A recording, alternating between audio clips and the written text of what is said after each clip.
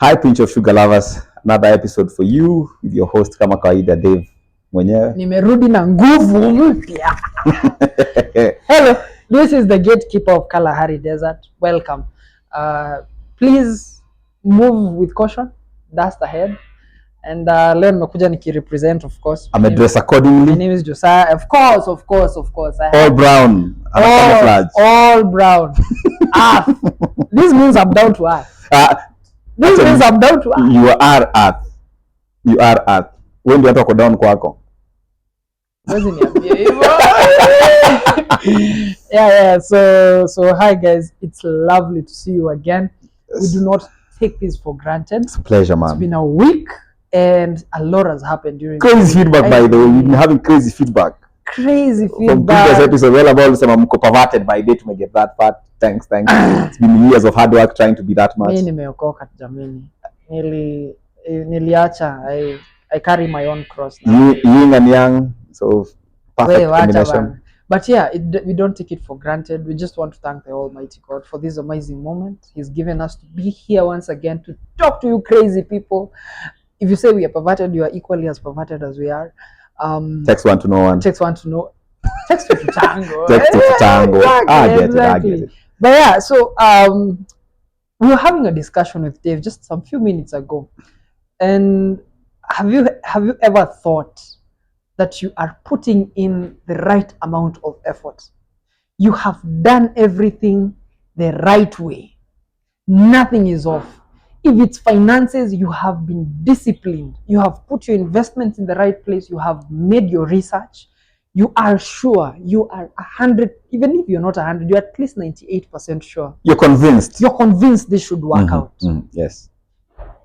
Bear with me, please. Make sure that the idea is in your mind as I'm speaking about it. And then it happens that something unexpected, one variable, unforeseen, ruined it all. You have already invested your time, your money, effort, emotion, everything. And it ruins it all. Dave, have you ever had such a moment? You're crazy, man. We all have. Let's talk about the moment that we have recorded 2-hour-long episodes. 2-hour-long episodes, and we find the camera was not rolling. Or it rolled for only 5 seconds. Man. And the worst part is that this is not scripted. So clearly you have nothing to refer back and say, we did this, therefore we can do this again. We don't work on a script. This is all off the head. So you guys, you must know that we have had golden conversations. Pure gold. That we haven't been able to release them. And we cannot redo them again. Because it won't be the same thing.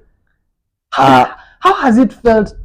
We are really very angry. You know, they say that the reflection is, hindsight is 20/20. When you look back and you think that I could have done this differently, and you think like, I could have actually taken time to check that camera if it's running still.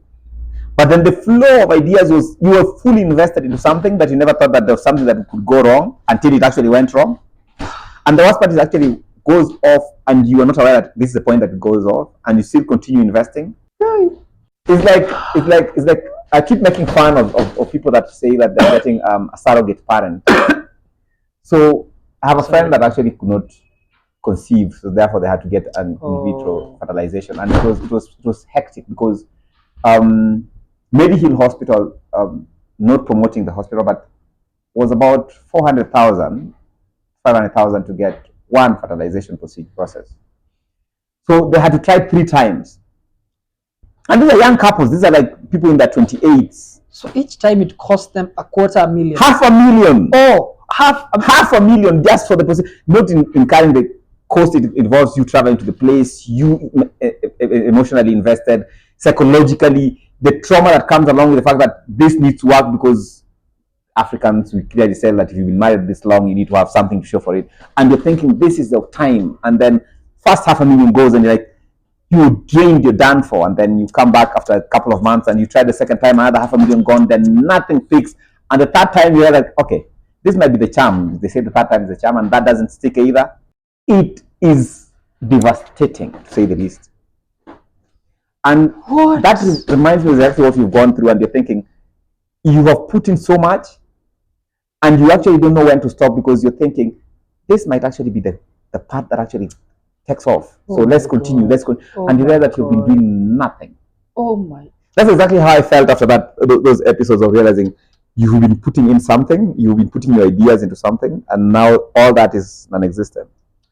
And it's particularly painful because I don't know why I brought this up. Mhm. It's something that has just happened to us recently, but I know that I didn't know that there are stories like those that exist. Can you imagine the scope of the amount of weight that these people are carrying? And there are there's so many people out there. They're going through a lot of so many things. People in 2024 hoped, they put in the work, they did their part. If it's praying, they prayed for it. They did not just, they showed up. They showed up, but it didn't work. It didn't work, and they're asking themselves at this particular moment, why am I even going to 2025 if I thought this was it? I thought 2024 was your year. 2024 was my year. I thought this is the way that things happen. That when you want something so bad, the universe is going to conspire and give it to you. That is what I thought. A fallacy. I think lately I've come to take it as a fallacy because nothing, the universe conspires to give you nothing. The universe does not even conspire. What are you talking about? The universe doesn't even know what is conspire. Oh, God. And I think Spotify giving us a wrapped version and YouTube music giving us a wrapped these few days has given some kind of light into self-reflection and retrospective, where you sit back and review the year that was. I know people make resolutions, goals. For me, it's different. For me, it's about, did I make progress? Did I do better than I did the previous period? Maybe previous month, previous week, previous year. Did I do better? And a few things stood out for me this year. I think when I began the year, I was all iffy about my work, my career, my businesses, my relationships, my being. Actually, at some point I even questioned my being, and sadly, the beginning of the year usually a very, very sad moment for me because the first 3 months of the year, first 4 months actually, I've always had very sad memories for me in the last couple of years. Okay. Because in February I lost my brother, in March I lost my mother, and in April I lost my dad. So I can clearly feel that the first 3 months, other than the January haircuts of every year, these first 4 months are just trash for me. I think we're only 2 minutes in, and the episode is so heavy. It's so heavy. David, I'm really sorry about that. And it's a back-to-back. So those months I commemorate, every of those months I commemorate something that is not pleasant for me. In the earlier years, I used to lock myself. I would take time off from work and I would lock myself in for an entire week. And it was almost unspoken for that. I would work in December to the last day of the month, but I would take a week off in March, a week off in April. Now I have to include February as another month that now, because 2 years ago I lost my brother. And for me, it's personal. We keep saying that it is sad to lose a loved one. Losing my father and my mother did not hit me as much as losing my brother was. My brother was an asshole. Guys, I'm not kidding. He's the kind of guy who could call me in the middle of the night and call me all sorts of names and tells me how much of an asshole I am. And then 5 minutes in, hang up, then call me back immediately and tell me about the new music that he just listened to from Eminem. And I'll be like, dude, you just insulted me like 5 minutes ago. Why the heck would I be picking up your call? And he was cool. I think among the things that made it so painful for me was the fact that he was my younger brother, but I always felt like he was a big brother for me. You see people that are younger than you but act like your elders, and you're thinking, I guess people do reincarnate. And those are some of the things that I reflect on in the year. Did I feel less aggrieved this year during those periods? Or did I feel more aggrieved? Did I make progress? Am I still mourning? And if I'm mourning, am I mourning in a healthy way that my kids don't have to see that? Do I show them that there is hope after death, or do I give them a reflection that if I died today, they would have to shut down as well? You talk about death in such an insightful way. Most people, when they mention death, usually very morbid. And I think, and I know that this is a sad story. But Dave, let me take you off a bit, the tangent that you're going in, and bring you to a certain. This I have to take my phone. And this I thought I should share with you. There's a certain place in the world. It's called Bhutan. Bhutan. Bhutan. Yes. It's in the Asians. Yeah, it's in the Asians. Let me tell you a fun fact about this community. That's actually, I think it's a country. It's a place. I think it's a country, actually. Yeah. They are the happiest people in the world. You're kidding. The president or the king, I don't know who leads them, whoever leads them, his strategy is not based on gross national product. They don't look at GDP. They look at gross national happiness instead. Man. That is what they focus on. They have been ranked world over to be the happiest community in the world. But when I tell you about the things that they do so that they could get to this place, you would actually be surprised. It's absolutely different from what other people do. This is it. It's the upside down country. That's how they know it. Okay. So everything that we do, they do it oppositely. Children greet you with bye-bye. Children don't greet you with hello, how are you? They greet you with bye-bye. And this is true. It's not a mimic. The number 13, which is considered as bad luck everywhere, it's considered as luck in their country. The king actually abolished himself in favor of his son. It's the only capital city in the world. Wait, get back to that part because African countries need to get the last part. The king actually abolished himself. Left power. Yes. In favor of his son. At least there was continuity in the family, so that makes a little fun. The capital city, their capital city is known as Thimphu, is the only capital city in the world without a single traffic light. Marijuana is fed to the pigs. Kids must be. I think that's the country where pigs fly. When they say that will happen when pigs fly, I think that happens. Marijuana, it gives them munchies, so they fart and so. Oh my God! Oh man, that is nice.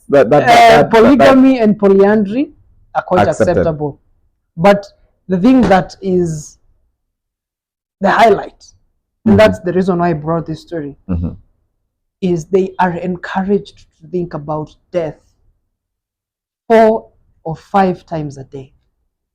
That is what actually gives them the happiness. Because it's inevitable. You know it's coming. Sadly, the rest of the cultures, we do not think about that because we always think it's a sad moment. Therefore, we wish to postpone it as much as we can. But if you actually get a moment to review and say that death is coming, therefore I need to think about it, I don't think that's being morbid. I think that's just being practical. A while ago, you talked about when you think about the end, it's much more easy to enjoy the moment that you're in. But if you constantly think about now, what's happening now, you're constantly worrying. You miss the essence of life. You're constantly worrying. You're constantly worrying. Do I have enough to sustain me through January? If shit hits the fan and I lose my job right now, do I have enough savings? Dave, I know you have a pretty poor culture of saving. Pathetic. I think that is one thing that I would go into the new year still telling myself what I told myself last year. Super pathetic. Next year, you need to improve on your saving plan. And then I will get back up immediately from that resolution, go walk into probably a new store, pick a new watch, pick a new pair of shoes, pick something. And forget that I was supposed to save that money to begin with. Can you imagine? But there's the analogy that we keep having that life has turned to a hamster wheel for most people, whereby when you're young, when you have energy and you have your life ahead of you, this is assuming that you do not have any accidental deaths. You assume that you have you actually have the energy and the time, but don't have the money. Therefore, you get into employment or you get into meaningful income generating activities. Yes. To get the money. Yes. But the moment you get into the employment or the income generating activity, we forget about life. We start working for the money. Yes. Therefore, you keep accumulating, and the more you get, the more you want. Yes. I know we keep saying that money, if you get if you do what you love, you never work a day again. But please don't forget that every time you exert yourself to get some money into your pockets, you're constantly putting yourself out there for that money to come in. Whether it's you're getting the money passively, there's something you're doing that is taking your time for you to get that money. And they say that it is a wealthy person is the person who can spend, who can get more income than they can spend, or rather than the wife can spend. But let's take this. Assuming you have no wife. People like you are even worse because you have no wife, therefore you are meat for all. But yes, so you find the culture of constantly wanting to get money in putting you in a position where you actually don't enjoy the money you earn. And for those of you that have good saving cultures, you actually save the money so that you can enjoy it in your latter years. Malipo ya uzeeni. Funny thing is that when you're actually old, you can't enjoy the money anymore. Because the things you could have done with the money no longer make sense to you. Your body can't take it anymore. You can't go on a cruise comfortably without passing out in the first 1 hour. This is the fallacy of life. Sadly. And that's why I think it makes more sense for you to stop living or think of, I need to get money, or need to accumulate this, need to build this for the future. Yet you should be thinking the end would come any day. It could come right now as you speak. Yeah, it will really come right now. Would you feel comfortable saying that, at least I got some 2,000 saved in the bank somewhere? For what? You're on the up, you're down. Funny thing is, even the people that have contingency plans of when they die, the money that they keep aside will still end up being misused by somebody they actually trusted. Funny thing, this guy is my guy. He always triggers me to remember something. So I was, I think last week, I woke up and I decided to just read the book of Ecclesiastes. And it's about a certain wise king. We usually presume it's Solomon. He writes a journal of his life. All the wisdom that God gave him, he puts it down in that book. Of course, he also puts it in Proverbs, but now he gives you the bitter reality in Ecclesiastes. And that's where you hear that there's time for everything, or everything is vanity and all. When you mentioned this, this issue that you're talking about, that you're saving for a time and you might actually die right now, and the people who you're saving for and you leave the wealth to, they might not really use it. Solomon talks about it. He says, and in every single stanza he opens up with a question I can paraphrase as, what is life? What is the meaning of life that I have to wake up, toil, sweat, and at the end of the day, I will leave the wealth that I have worked for someone else to misappropriate? Would I rather not just live my life and use as it comes every single day and appreciate for what it comes? So if you know you're the person who usually pushes yourself constantly to achieve over and above and beyond, I respect that. That's a process I have honed for the longest time, and I will keep moving. But you also need to think deeply as to the reason as to why you are like that. True. Why are you doing it like that? True. And I know that there is the issue of securing the next generation. And the next generation shall come and it shall hopefully make the world a better place. For the longest time, I believe that was Jabba. We call it Jabba.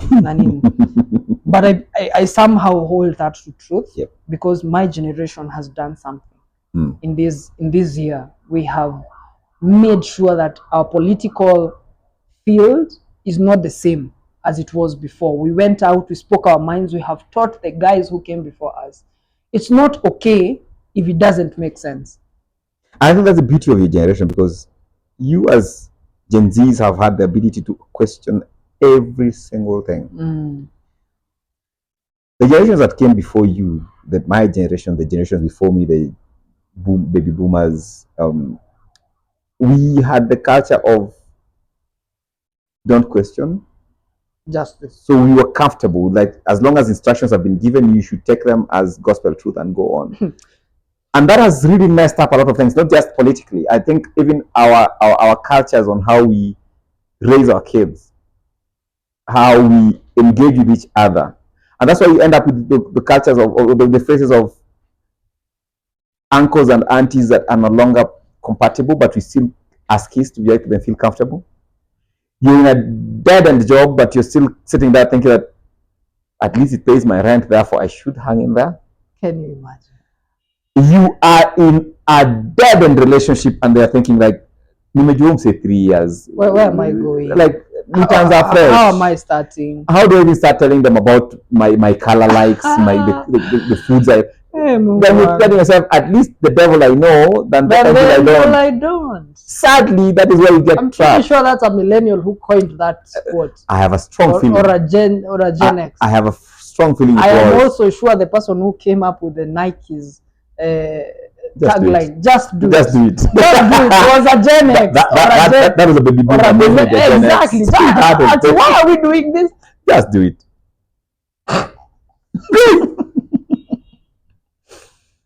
Exactly. So this is the thing, Dave. When you're talking about saving for the future, there's some aspect of you knowing that my bloodline is going to continue. I have a responsibility of ensuring that I do my best to make sure that they have the best setups for making an impact in this world. And I think that's essentially, if that's how I think personally, that's how I think when I think about the concepts surrounding savings, concepts surrounding investments that outlive you, right? Because I know that there might be an idiot somewhere who came from my loins and will definitely misappropriate my funds. Will take it and spend it with women. The word is not there might be. The word is definitely, there's definitely going to be. The phrase from the Arabians, they say that tough times make tough men. Tough men make soft times. And soft times make soft men. Weak men. Yes. And the circle continues, the vicious circle continues, because every time you have a generation that is stronger, a weaker generation comes after. Why? Because this generation has done everything to provide for the next generation. I think that is why the Gen Zs right now have a hard time, because the baby boomers and millennials did a pathetic job. They say that currently the richest generation is the baby boomers, the Gen Xs.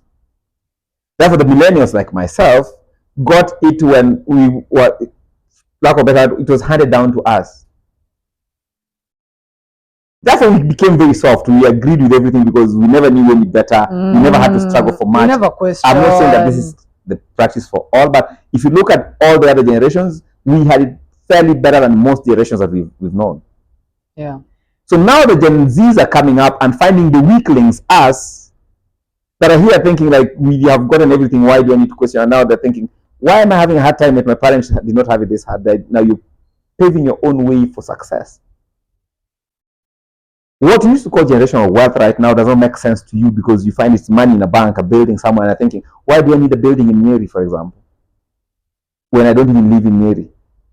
Doesn't make sense. You have a building, yes, a rental, a flat, but then you're thinking, why do I want to spend money renovating that? And clearly, I don't think the money is worth it. And I want to go on a vacation. The work involved for you to just take care of the building is more work than the money you're actually getting out of it. And you're thinking, nah, this is not me. Kuna vitu zingine degehota. Oh, that is French for yes. I can't. I just can't. Just do it. I can't. Makes sense though, and I think the fact that the dynamics has been shifted purely because of generational gap gives us a new insight. And as we speak, I think among the things you reflect on this year were the fact that Gen Zs showed that anything is possible. Anything is possible. All you need to do is ask. I mean, these are the people who can forfeit. They can go to HR and tell them, do not pay my medical insurance. Channel that money into my vacation fund. And they're like, that is more important to me because, honestly, I have stayed for 5, 6 years, 7 years. I haven't gotten sick. You're guaranteed that I will go on vacation, but you're not guaranteed to be sick. And if I get sick, probably you'll need just a few hundred shillings. Just a few hundred shillings for my medication. I mean, if I look at the amount of money I've spent on meds this year, and I don't want to take that for granted, to be honest, it's negligible. It's like 10, 20 shillings. And I thank God for the gift of health, right? But then again, you sit back and you ask yourself, why are you channeling thousands of my my cash in an insurance that You will never recover. I will never recover that money, and I am not Never using use. it. And the funny thing about insurance companies is that if the year ends, no refunds. I want to tell you that, dude, I know you saved like 100,000 with us, therefore I'll give you back some 10,000 just to say thank you for not being unwell. No, you'll get nothing. You get nothing. That is how it works. I mean, that is how it works. And that's 100 G's that, particularly in Geko, if you would be a daring person, if you would be much more confident in living your life in a broad way. Stop living from the point of fear. Why are you living from the point of fear? I think that's the message, by the way, we carry across. True. I know that tomorrow is not guaranteed. Yes. So why are you hurting me today? Yes. Why hoping for a better tomorrow. Hoping for that tomorrow is going to be better. Why do I need to stick in a job that I know, to be honest, I do not see myself in this career, let alone in 2 years, let alone in 1 year. I don't see myself here in 6 months. I don't see myself continuing with this career in 6 months. Why do I have to keep on going with it? Oh, it pays my bills. I serve a God, a living God in heaven. If I lose my job today, or if something happens, and surprisingly, story kuje tuko office. No, let's don't lose it. Remember what I told you happened to the company a few years ago. Guys came to work in the morning, and by 10 a.m. they're all jobless. Why? Because a new management came into play, and a few things were considered to be not working. Guy gave you no heads up. Common practice is what you have been used to doing, and then somebody says this common practice is no longer acceptable. Therefore, if you fall into that category, you are no longer an employee, and you go home. You woke up you had not anticipated this.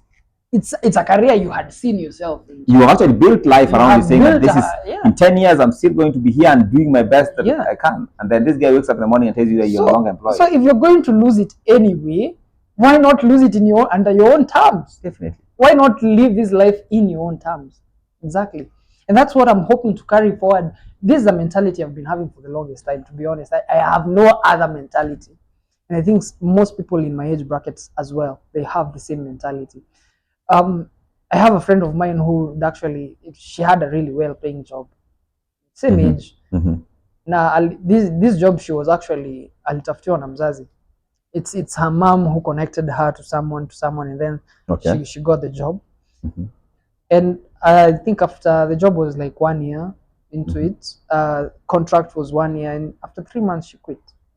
She didn't have any other place to go to, but she was like, oh, it brought a lot of issues with my mom and everything. And she was like, my mom now thinks I'm very ungrateful because she found me a job. And now I don't have a job. Now I'm asking her I'm literally not even asking her for upkeep or anything. And then she asked me, Josiah, to be honest, who is working in that job? You are. Is it my mom who wakes up every single day and has you to that deal with the exerts hassle yourself of traffic and getting to the office and dealing with an appreciative boss? Is it her who has to deal with it? Yes, I do appreciate. And if I didn't appreciate her finding me this opportunity, I wouldn't have taken it in the first place. Definitely. I wouldn't. So it's me who's working that job. It's not working out for me. I mean, I would have chosen to suck it up, stay, because it's, the only thing I have right now. But if it's not working, if it doesn't make sense, I can't. True. We should honestly embrace this kind of mindset going forward into the next year. What do you think, Dave? I think I fully agree with you. I think, and that's the life. Luckily for your generation, you have lived this. This is the culture you've held all along. Yeah. For me, I think in the last 1 year, I think that among the things I did in 2024 was realize that I will not live forever. And if it doesn't work for me, I will tell you to your face it's not working. And most people do not like being told to their faces. But then, does it bother me? Maybe because I'm human, I might think about it once or twice. But does it stop me from having good sleep? No. I will tell you I don't like this and I won't do it, and then that's it. I know I have responsibilities. Sometimes I wake up in the morning and I look at my work environment, I'm like, nah, I'm not signing up for this. And I realize that I might actually need to keep doing this to hold up a few obligations. True. But then I've got to a point whereby I no longer need to worry about those obligations, whereby I'm saying, we keep making jokes. The Bible says that even the birds of the air wake up every morning to feed themselves for the day. No bird stores food for tomorrow. said tu chakula ilibaki itakula kesho. They go to the field. If it's a maize cob, they'll take a grain or two, eat it, and go to bed. If tomorrow they happen to come and find the same cob there, well and good. If they don't, they'll find it elsewhere. And for some reason, it is very hard to hear that birds died of starvation. Impossible. I have never, not even medical research, even in scientific studies, have you ever met that birds, there's a sudden upsurge of dead birds because of starvation? Never. It's very hard. These birds never go to the farm. Yes, they do flap their wings to get to the next destination where they get their food, their shelter, and whatever. But they wake up every day and they gamble. Yes, they gamble. They're like, yeah, let's go out. Let's see what comes. I was watching that and you see that there's a wildfire and a whole tree that holds like 100 nests goes up in flames. The birds will sit by the side for like 2 minutes looking and confirming that this is actually gone, and they're like, okay, fuck it, let's move to the next one. And they go build a new nest. In 2 days, there's a new bars of birds elsewhere living life. But we are here thinking, oh, wanajenga barabara mahali fulani, now my house is going to be demolished, therefore I cannot survive. And we go crying for 5-10 years, die of depression. Mm-hmm. Why? Because we've invested in the future so much that we actually forgot to live for the moment. And it's sad. But then tunakuja kundwanga kwamba it is that mentality that kept us tied down. And your generation just showed us something new this year. And I think I would consistently take that as a lesson for me going forward. That's a lesson for all of us. Be disruptive enough for you to make a change, not just for yourself, but for the people around you that have their eyes blinded. And it's sad that it had to come at a cost. Some of us lost their lives. Very sad. While they were, but anything worthwhile has to come at a really high price. Really high price. So if you're out there and you're trying to think about how 2024 has been somewhat a curse more than it is a blessing, I want you to think about that moment when, kids got out in the streets to actually reject things that don't make sense. Reject, like that feeling that you're having of being ungrateful, reject it. Reject it. If anything, you have earned a new mindset.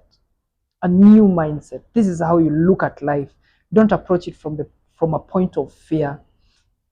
I usually want to tell people that for me in my life, it's a testimony.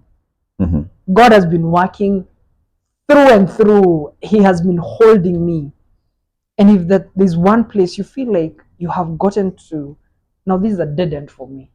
Beyond this, it's death, nothing else. I can't take it anymore. Hold on to the faith that there's someone somewhere. There's a higher entity, there's a higher power. For me, it's my God that will hold you to the next day. As Dave is saying, if he wakes up and feeds the birds of the air, literally, and he even knows how many hair strands are on your head. Grains of sand in the sea. Grains of sand in the sea. This is someone who is, those are the characters and qualities of someone who's detailed, pays attention enough to the details, and he knows it. So take a leap of faith. Don't act from a point of fear. Act from a point of faith. Test him. Know that in the next year, if this is what you are hoping to do, he can do so much abundantly above that. And you'll see it happen. And that is a sermon for the day. You'll see it happen. Sorry. No. Gatekeeper. He's in the zone. And I like it when he's always in his zone. Yeah. Because he becomes very profound. Not that he's never profound most of the time, but he becomes very profound when he's in the zone. Thank you, Dave. For a minute, I'm religious, and then I realize now you are profound yourself. let nobody lie to you, because it is life. I think sometimes you live a little, and then you come to get some realizations for yourself. I think among the things about religion that I've always said in Kwamba, personally, I'm not a religious person. I am spiritual, not religious. Was it in the last episode we were talking about? Did that make the cut? I'm not sure. You're not sure? But we did make the cut on pastors. Or we did make the cut on pastors, yeah. Yes. They usually put, but know your Lord, know your God for yourself. Know him for yourself. What he has done for you. To be honest, this year while I was doing and I was telling Dave, come July, it was really a tough time for me. July, I thank God even for the protests that were happening, but the Gen Z protests, because it made me vent. I went out to the street to cry out because I was so frustrated. Nothing was working. But I that was good. waiting. I was waking up to apply to jobs. Hey, and I told Dave that someone somewhere said that you should have at least a minimum of 200 plus applications before you give up. Because if you have applied for 200 plus jobs, there is absolutely no way in heaven or on earth That you will miss that one we will opportunity. miss one. I think that's something that you also mentioned very clearly. That I think we need to start getting conversations going on the break between finishing your course or Yeah. your schooling Transitions, to yeah. when you actually get a job. This is the toughest period that a human being would ever go through. Leave alone even the retrenchment part. Yeah, yeah. The you to get your first job part is crazy hectic, and nobody speaks about it. Nobody speaks about it. Everybody is like, umepata kazi? Utapata tu, Utapata tu, usijali. ulituma kwa wani fulani. Don't worry. God is working.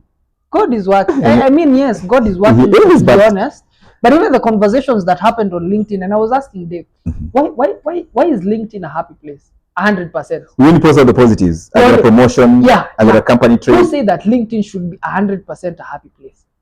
Where are the people who, yes, you're building out your career, it's a professional site. How about you being real? You say that in your CVs and your cover letters that you're the realest person around. How about you being real about the journey that it took you to get to the position that you are in right now? And when you're in that particular state, why not talk about it? And those are one of my regrets. I think this year I should have, but I'm not regretting because I was on the street. I was protesting, so I was doing a much bigger job, I can tell. I didn't have enough time to post about it because I didn't. Yeah. Anyways, I should have talked about how much depressing and anxious I got every single day. I was telling my friends yesterday, it wasn't about internal pressure. To be honest, as a person, I am not faced with self-esteem issues. I have enough self-esteem for two. I have enough self-esteem for two people. What did Beyonce say? Big ego. What did you say, big ego? You have a big ego. Oh. You can call it ego. Me, I call it esteem. If someone, I have enough for two. So at no point will I ever think about myself in a negative way. Or a lesser than. Or a lesser than way. I know I am wonderfully and beautifully created. And I have it within me the potential to achieve so much. Right? So it wasn't internal pressure. It was external. It was external pressure. That is what made me feel so bad about my situation. At home, things were not working. Things were not working. I'm raised by a single mom. And where that woman works so much to ensure that all of her children have been sustained. This is the year when my brother was getting in campus. Mind you, myself, I had the privilege of having scholarship to pay my education, my tuition fees from high school to campus. By the way, good job on that one. I saw your valedictorian speech. That was awesome, man. Good job. Good job. And then it will check it. It's a happy place. So the algorithm works like that. So I can't just clearly. appearance. Very nice. Good job, man. Thank you. It was a long time. It's the best thanks you can give to your parents. It is. And the people that had faith in you, man. So my mom hasn't had the need, and I'm the firstborn, hasn't had the need to pay for my fees. When you're the firstborn? Yeah, I'm the firstborn. I'm the firstborn of 5. Mom, when you get a chance to watch this, Aki, una nguvu. Kama hii ndio toka kwanza, una nguvu, mom. I bless you. I wasn't a nuisance when I was growing up. I was almost the child who I would understand everything. So I held my mom. And over that life, so this year my brother was getting into campus. He doesn't have a scholarship. It's now my mom to, get out of her own way. And mind you, she has other kids. So it was really tough. I was asking myself, I have been educated. I have the keys to success, as they say it. I have the access card. Yeah. Where can I just go and swipe? Where's the door? And the door. Where's the door? To get in. You have the key, but you have no door. So it's really pressuring. But in that moment, I took it to myself to just understand that there are seasons, there are times and seasons that come when you have to struggle. life doesn't have meaning if one, you won't die. True. If you won't die, life lacks meaning. And if you don't struggle, life lacks meaning as well. Struggle is what gives you the oomph to wake up tomorrow and see another day. And Dave, you're talking about how being a father is the most wonderful thing in the world. Eh? It's rewarding. I'm not going to lie. It has its ups and downs. And I think the downs are way, way too many. But the moment, there's a phrase that was made by, I forget who said, but they say that a man is the most selfish person to themselves. I agree. Because you get out there to go to a job or to do something for the sake of others, not for yourself. Can you imagine, even when I'm just this single? You still do things for others. Every single thing you do. No true words have ever been spoken. So being a parent enables you to have the ability to know that you have people that are dependent on you, and you actually go out there knowing that I am trying to provide for these beings. And even for those that do not provide, those that do not necessarily have a job or are struggling to get that, you have the burden of knowing that there are people that either have your genes, therefore whatever you do will reflect on their future, or will actually have to bear your name. Therefore, you're setting a precedence for them. You're making your name bearable. By the end of the day, you come back home with all these burdens of your daily struggles, your hassles, your worries, your complaints, your whatever you've gone through the day. And you come and look into the eyes of those kids. I don't care if they're 50 years old, if they're 10 years old, or just 3 months old. You look into their eyes and you're like, this is why I do it. Because those kids think that you're a god. It doesn't matter kama huku nje unaitwa malaya, unaitwa mlevi, unaitwa whatever name they'll call you out here. In the house, when you go back to your kid, hata kama mnaka kwa Ashanti or even living in the streets, those kids will look at you with the eyes of God and tell you, and they'll always come back to you with the purest of hearts. And you know, kids are willing to persevere and go through the toughest of times as long as my dad and is it will mean nothing to them. Like, they won't even worry that I'm struggling or I'm persevering. Oh my God. Now I understand why people love kids.